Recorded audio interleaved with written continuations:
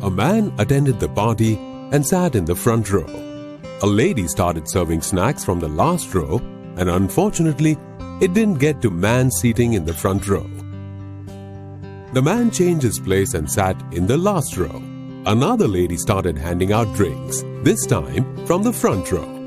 By the time the lady reached the last row, it was over. A man stood up to leave.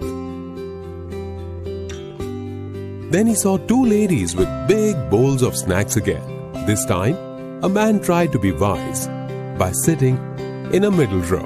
One lady started serving from the front row, and the second lady started from the last row. When they got to the middle row, it got over again. Then, suddenly, the third lady tapped him and held out her bowl. He stretched out his hand.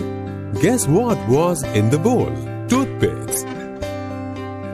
Many times, investors also get caught in such a situation. While constantly trying to time the market, the investors keep switching their portfolios from one segment to another segment. Ultimately, he ends up getting just toothpick returns.